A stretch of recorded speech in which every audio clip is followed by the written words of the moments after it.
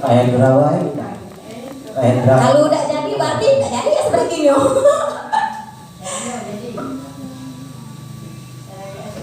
Yes, itu. Sudah. Coba. Lanjut. Berdiri Bapak Ibu, berdiri. Ulang. Berdiri ya. Ulang. Satu, dua, ya, ready. Ulang. Semua yang berdiri. Sabina. Mana coba ini joget dulu saya.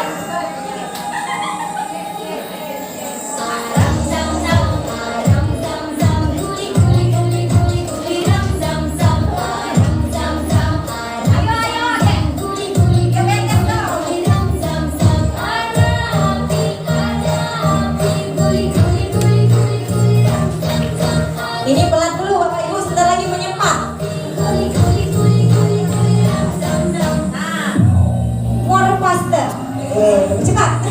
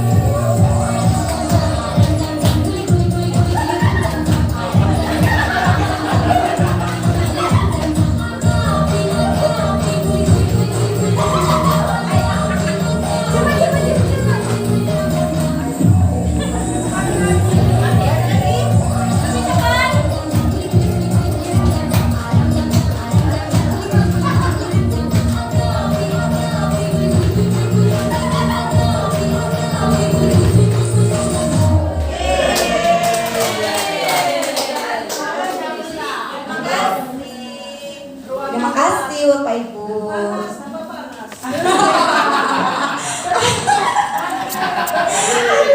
Aduh. Kita lanjut Bu. Sudah ada ngantuk lagi? Segar. Alhamdulillah. Panas ya mau ke laut, gas aku panas. Ya. Konsep disiplin Bu ya. Kita lanjut ke konsep disiplin, pendekatan restitusi, sebuah cara menanamkan disiplin pada murid ya. Yang pertama itu pengertian restitusi dulu Bu. Restitusi adalah proses. Halo.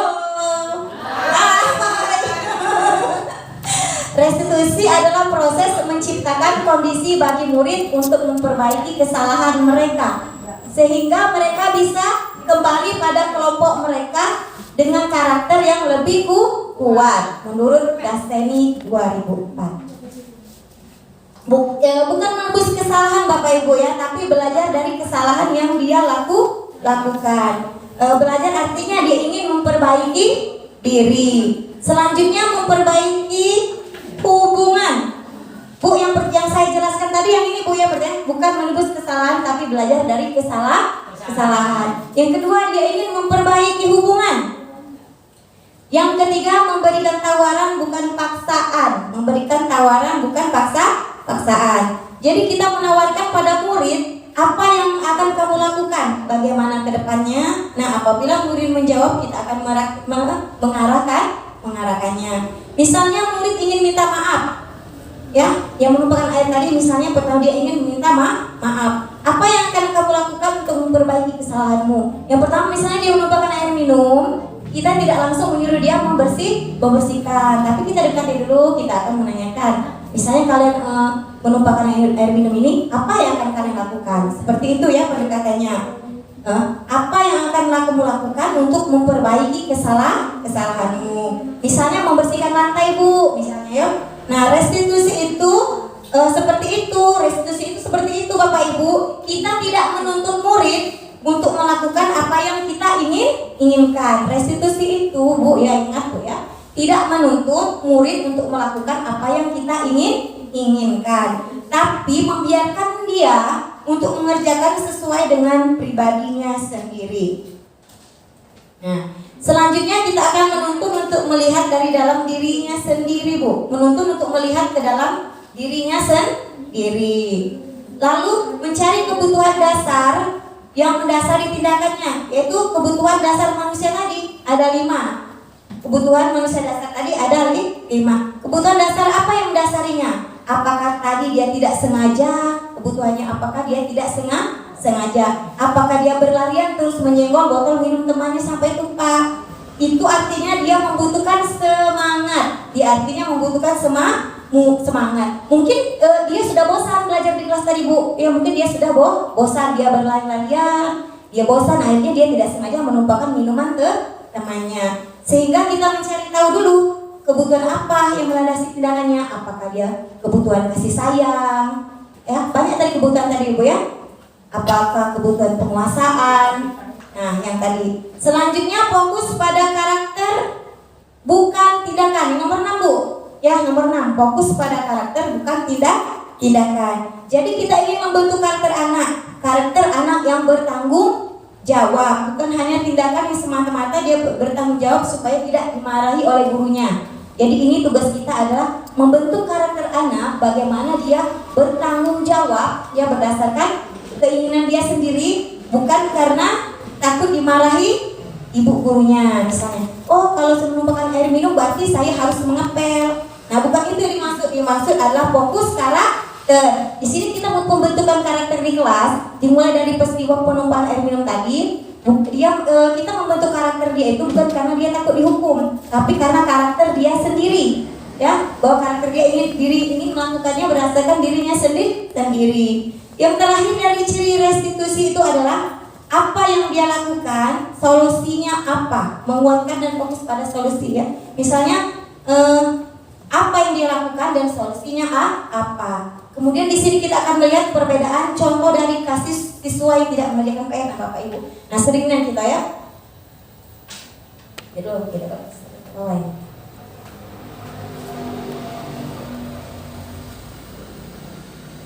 Nah, perbedaan contoh kasus yang sering kita temui sehari-hari ialah murid sering tidak mengerjakan PR.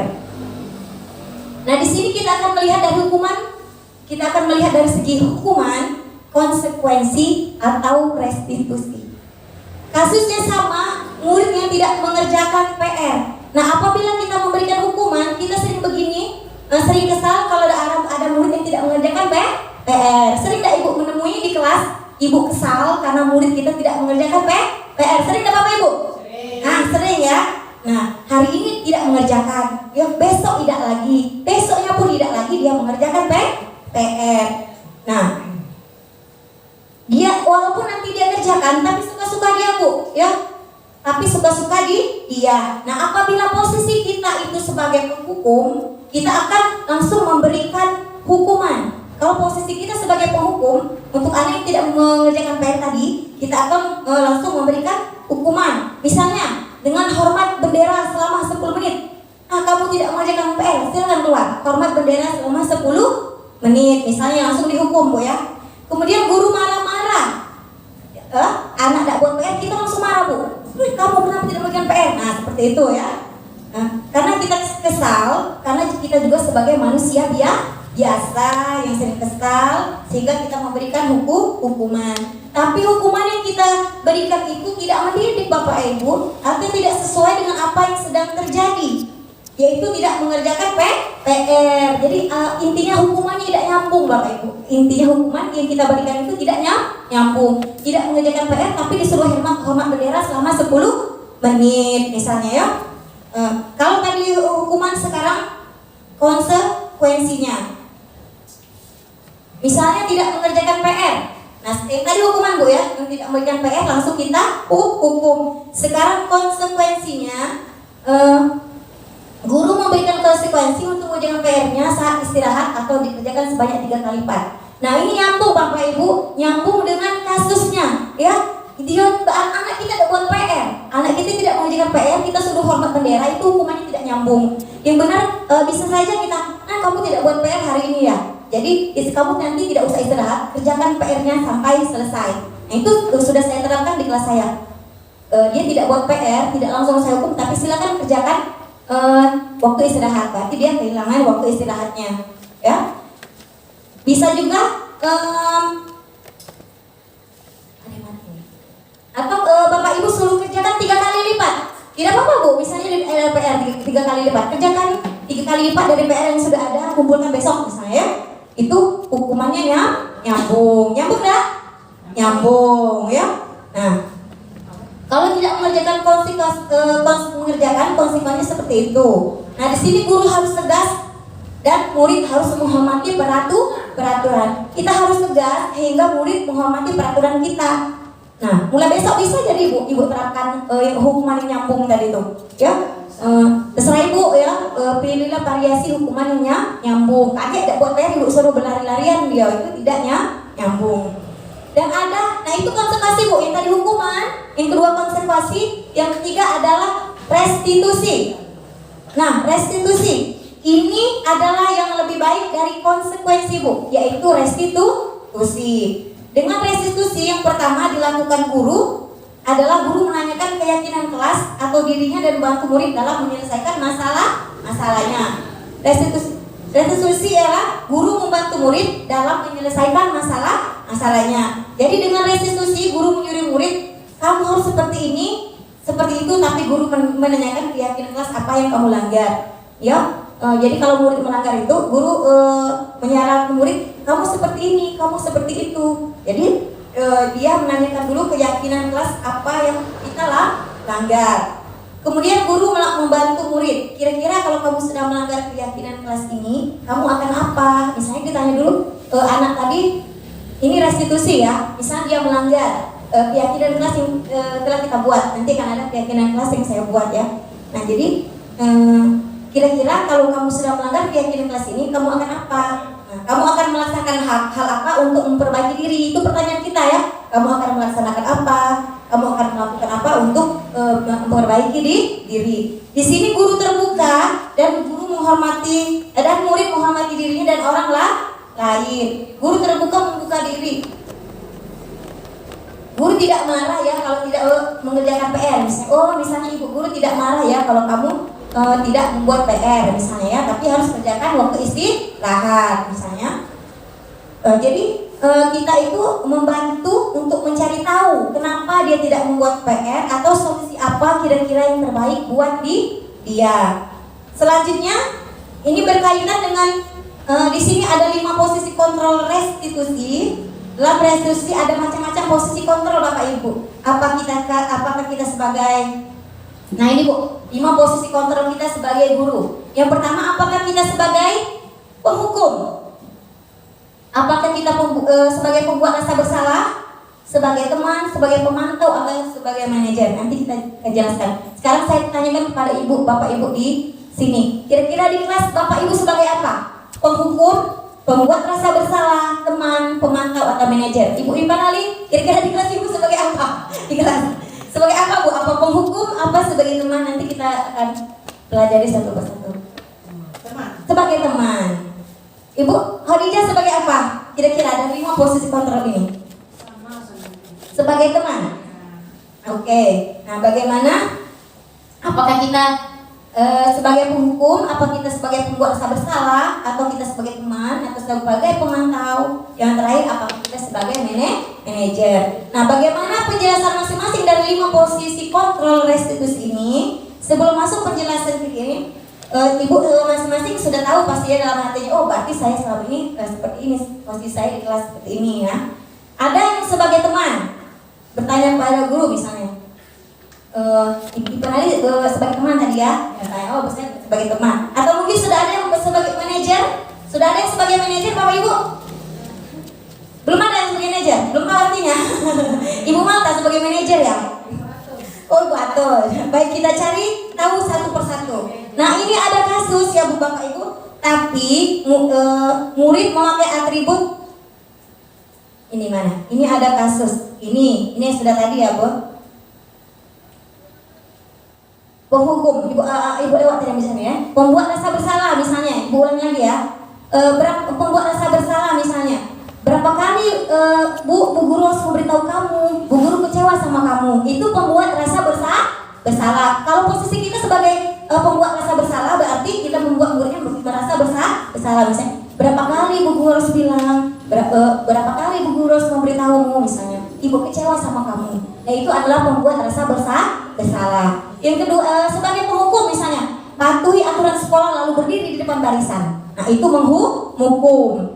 Kalau sebagai teman, seperti Ibu Ipanali dan Ibu Hadijah tadi, misalnya, ayolah yang tertib, buat bu guru bangga. Kali ini tidak apa-apa kamu salah. Ayolah, misalnya kerjakan ini, ya buat ibu bangga. Misalnya itu adalah sebagai teman. Benar seperti itu ibu. Ayolah, misalnya itu sebagai teman. Kalau pemantau, kamu sudah melanggar peraturan dan konsekuensinya. Betul, itu pemantau. Yang terakhir manajer, yang saya maksud tadi manajer ya. Apakah kamu tahu kesalahan kamu? Kira-kira bagaimana kamu akan memperbaiki kesalahan kamu ini? Nah itu kita sebagai manajer. Nah, itu kira-kira kita ada di posisi mana?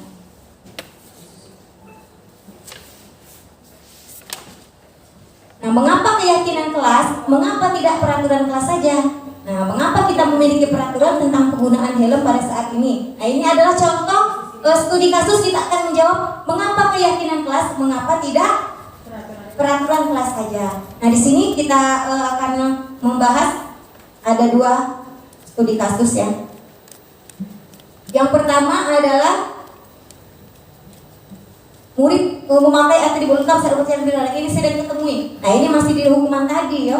Hukuman tadi. Penjelasan dari hukuman bersalah. Misalnya ya, memakai atribut lengkap saat upacara. Nah, ini yang kamu sering temui di sekolah. Mungkin ada 1 atau 2 murid yang melakukan kesalahan. Nah, langsung kita hukum. Itu posisi penghukum. Kalau sebagai manajer yang tadi Bu ya saya tahu saya akan disiplin. Kira-kira bagaimana kamu akan memperbaiki kesalahan ini? Itu kalau kita sebagai manajer itu kita lebih menggali Bu, lebih bertanya misalnya, bagaimana kamu akan memperbaiki kesalahan ini? Nah, ya, jadi gurunya tidak mempermalukan muridnya. Dia hanya bertanya bagaimana dia akan memperbaikinya. Nah, tadi berkaitan dengan restitusi, menanyakan keyakinan kelas terlebih dahulu. Mengapa kok ada peraturan?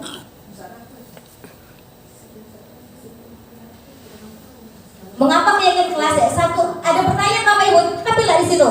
Mengapa kita memiliki peraturan tentang penggunaan helm pada saat mengendarai kendaraan roda 2? Nah, kenapa Bu? Kira-kira kenapa?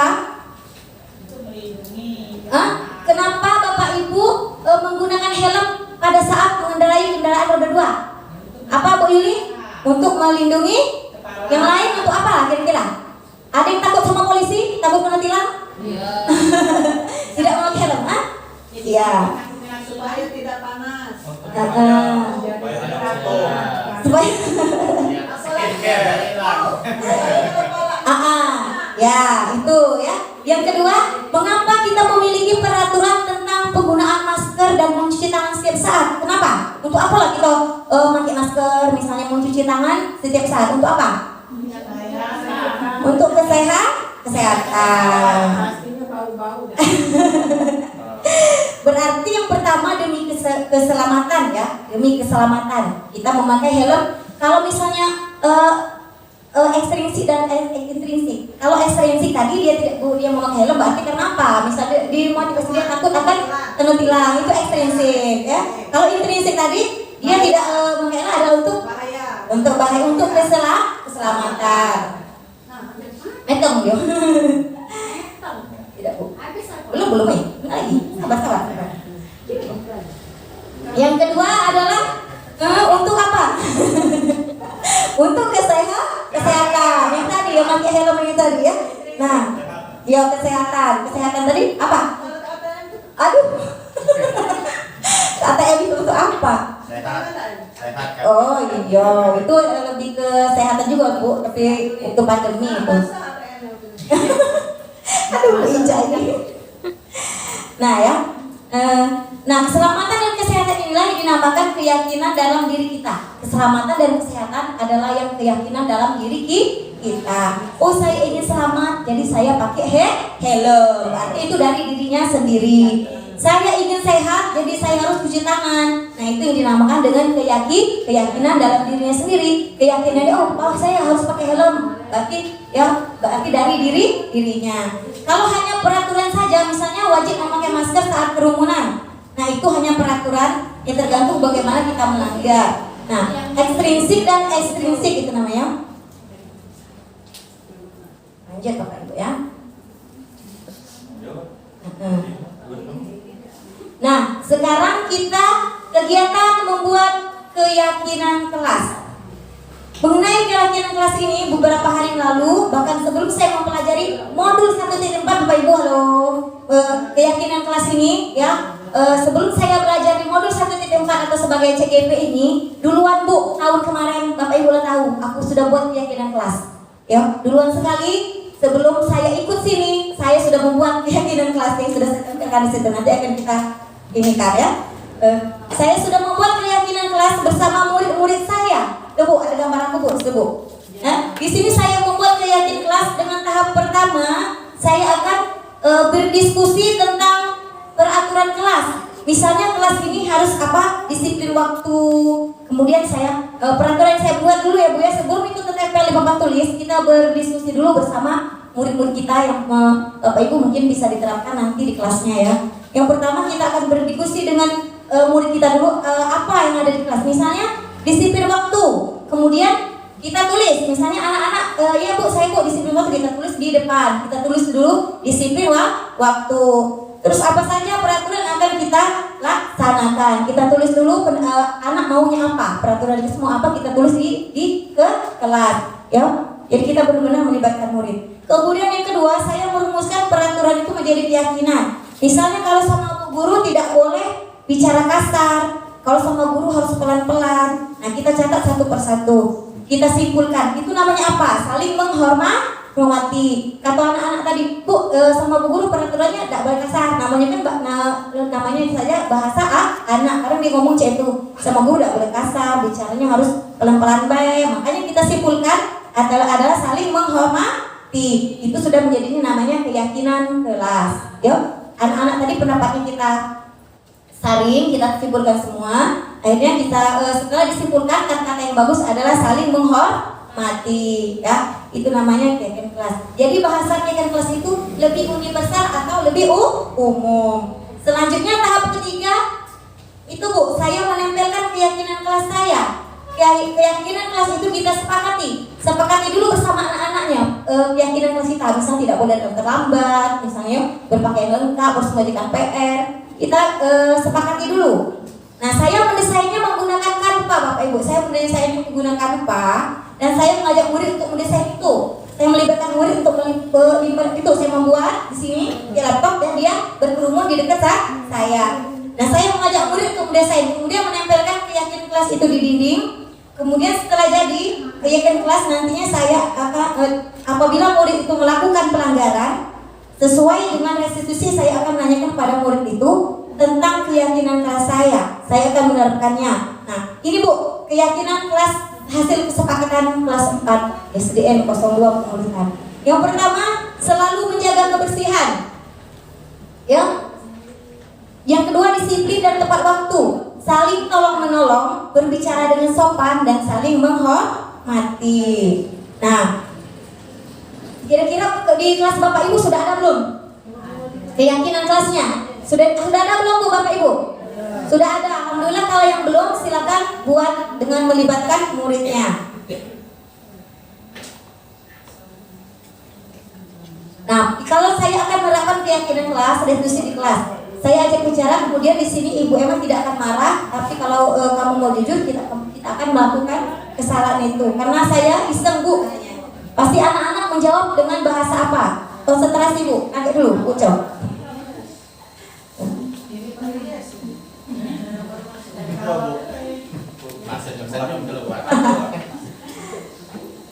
Nah, Bapak Ibu dikit lagi ya. Bagaimana pembentukan keyakinan di kelas?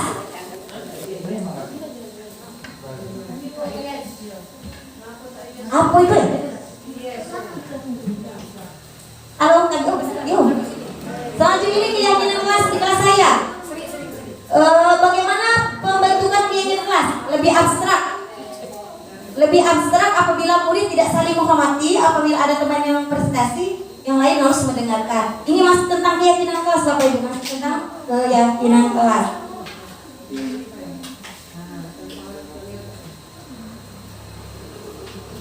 Nah, selanjutnya ini Bu, segitiga restitusi. Di sini kita mengenal adanya segitiga restitusi. Seperti ini cara penyelesaiannya.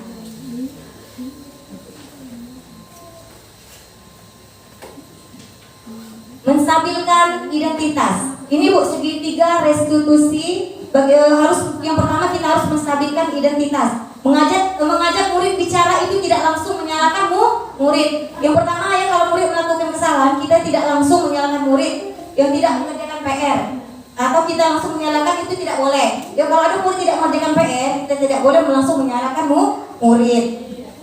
Kita harus menstabilkan identitas dengan cara mengatakan kalau semuanya memang kita pernah melakukan kesalahan itu. Validasi tindakan yang salah, selanjutnya menanyakan keyakinan. Nah, di sini saya mempunyai contoh dari penerapan segitiga restitusi, Bu. Contoh segitiga restitusi saya dalam penerapan masalah untuk anak yang mencontek.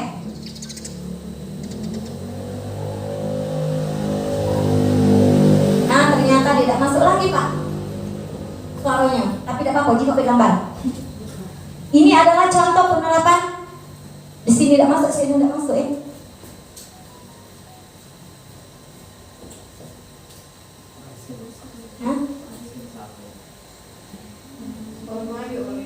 Ada ininya tuh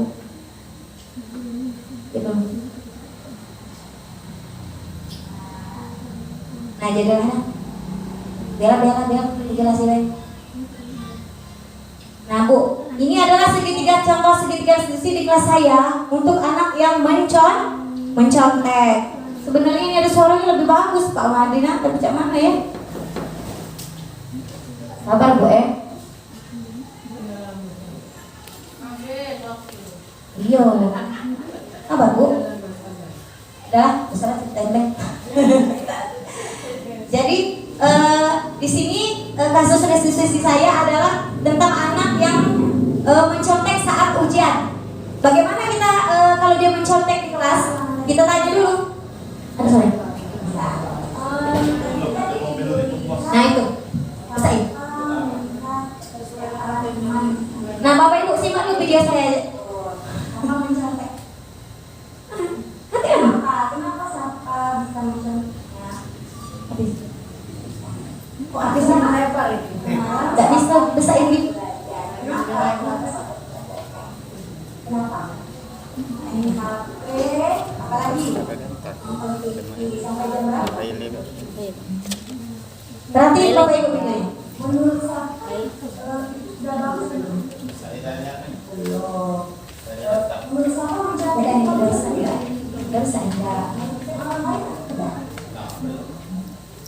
Ini kan orang lain. Tek lagi ya. Tapi di sini Ibu tidak ingin menghukum atau tidak ingin mencari kesalahan Sapa. Kenapa Sapa bisa mencontek? Karena setiap orang pernah melakukan kesalahan. Termasuk Ibu Emma juga pernah melakukan kesalahan ya. Hari ini kita akan belajar mencari solusi bagaimana supaya Sapa yang mencontek dan bisa mengerjakan soal. Kira-kira apa yang akan Sapa lakukan? Sebelumnya Sapa ingat nggak apa keyakinan kita apa? Belajar jujur dan dalam bertindak. Nah, Sapa tadi jujur belum ya namanya? Jujur belum tadi maksudnya? Tidak jujur. Nah, kira-kira kedepannya apa yang akan Sapa lakukan supaya Sapa tidak mencontek lagi? Belajar dengan ya setiap hari. Jangan apa lagi? Jangan mencontek. Jangan nonton TV sampai jangan sampai malam. Apalagi supaya tidak mencontek. Kerjakan soal kerjakan soal semampunya. Baiklah Sapa, kira-kira kapan Sapa akan melaksanakannya? Hari ini. Pasti Sapa hari ini berjanji tidak akan mencontek lagi dan belajar. Dari sini ke depannya Sapa harus belajar mengerjakan soal semampunya dan jangan mencontek lagi ya. Ibu doakan semoga Sapa ke depannya menjadi anak yang soleha, ya, yang sehat, yang pintar. Ya, mulai hari ini Sapa akan melakukan apa yang Sapa katakan. Baiklah begitu. Terima kasih Sapa. Masih di atas dulu. Oke, terima kasih. Nah, Bu, kok BPD ada kok lagi tentang dan terlambat. Jadi begini Bapak Ibu ya, untuk aduh. Ibu. Iya Bu. Jadi kalau ada anak-anak yang tidak membuat PR, kita jangan langsung menghukum, tapi kita restitusi, tanya dulu kenapa, bagaimana solusinya, dan apa supaya dia tidak mengerjakan PR lagi. Jadi benar-benar harus sabar jadi guru tuh Bu. Ada video setting nggak usah lagi. Nah, ya baiklah Bapak Ibu. Di sini kita sudah sampai di penghujung acara. Pembahasan ini saya lakukan ini sudah sampai segitiga restitusi, artinya ini yang terakhir di modul ini. Dalam penerapan disiplin ini, tidak ada testimoni dari teman saya. Semoga sesi belajar kita hari ini membawa manfaat sehingga dapat mewujudkan pelajar berprofil pelajar Pancasila. Salam merdeka.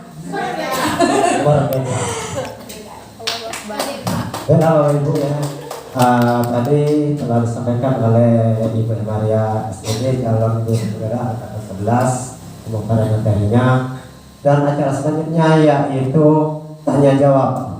Nah, untuk tanya jawab ini kami buka 3 pertanyaan. Kami persilakan bagi Bapak Ibu yang ingin bertanya.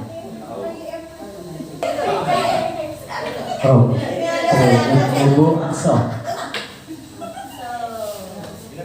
Terima kasih. Assalamualaikum warahmatullahi wabarakatuh.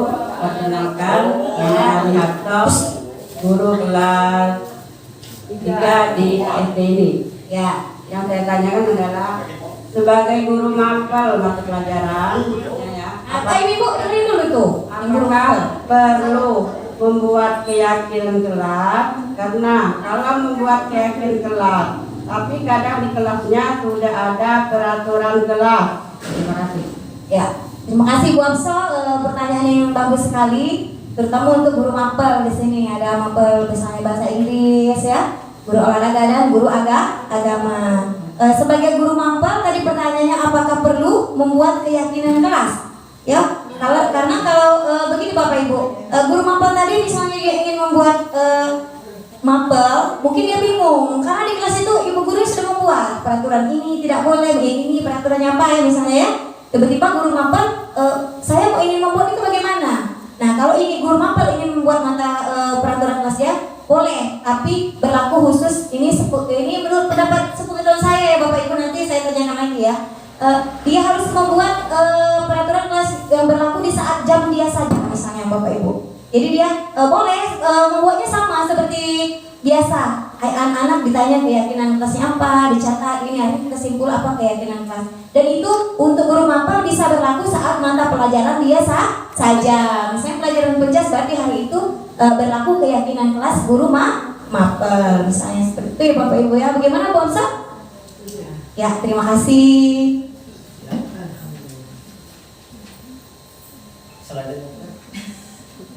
Cek satu dulu ya. Baiklah, untuk pertanyaan selanjutnya kami persilakan kepada Bapak Ibu yang ingin bertanya.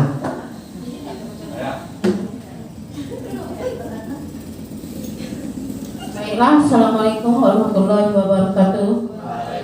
Kenalkan, saya Ibu Jaitun, guru kelas 3. Yang ingin saya tanyakan adalah keyakinan kelas itu disepakati ketika awal sekolah atau setelah pembelajaran itu berlangsung? Ada 2 minggu. Baiklah, terima kasih Bu Zaitun. Pertanyaan juga sangat bagus sekali. Bagaimana cara bagaimana Ibu? Keyakinan kelas itu dibuat atau disepakati di awal atau di tengah atau di akhir kan pelajaran? Menurut Bapak Ibu di awal atau di akhir? Di awal. Jadi kita sepakat pembuatannya di awal. Karena keyakinan kelas yang kita akan buat di awal itulah yang akan menjadi arahan acuan kita apabila murid kita itu melakukan pelanggaran. Maka kita akan dilihat kembali. Kalau anak itu melanggar keyakinan kita, misalnya harus datang terlambat, apa? Kita ada konsekuensinya. Jadi kesepakatan kelas kita itu harus dibuat di awal karena itu yang akan kita jalani 1 tahun ke depan. Bagaimana Bu Zaitun? Yes. Selanjutnya pertanyaan terakhir dari Ibu. Iya sih, udah kasih tahu juga.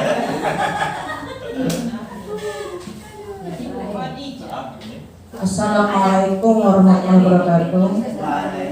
Nama saya Ibu Rika, kalau pantas hari Ibu cantik. Ini Bu, saya mau bertanya Bu, bagaimana cara membuat keyakinan kelas anak kelas 1 sementara masih ada yang belum bisa membaca?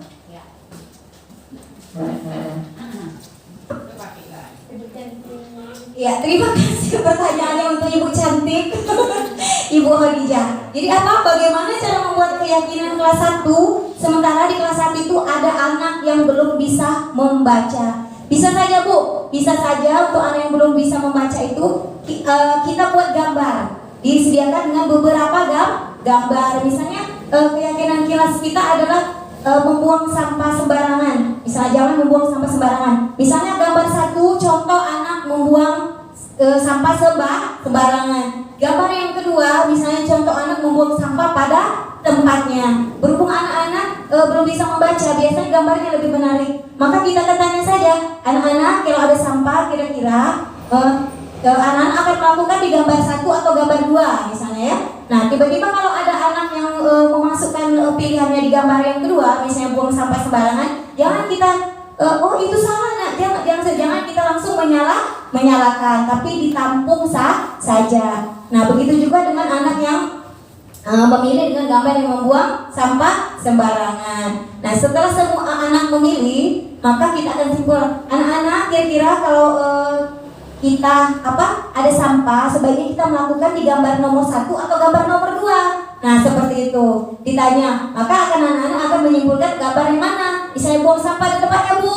Nah itu bisa menjadi sebuah keyakinan kelas dibuat untuk anak-anak yang belum bisa membaca. Itu salah satu contoh saja Bu. Nanti guru yang kelas 1 itu biasanya lebih kreatif, tahu gambar-gambar apa yang akan dibuat. Jadi itu salah satu alternatif untuk membuat keyakinan kelas untuk anak-anak yang belum bisa membaca di kelas 1. Bagaimana Ibu cantik? Apakah jelas? Ya, terima kasih. Saya buat aplaus dulu untuk 3 pertanyaan. Baiklah, untuk tanya jawab kita batasi 3 pertanyaan saja. Untuk acara terakhir yaitu acara selanjutnya penutup ini, marilah kita bersama-sama mengucapkan hamdalah. Alhamdulillahirabbil alamin. Terima kasih. Wassalamualaikum warahmatullahi wabarakatuh.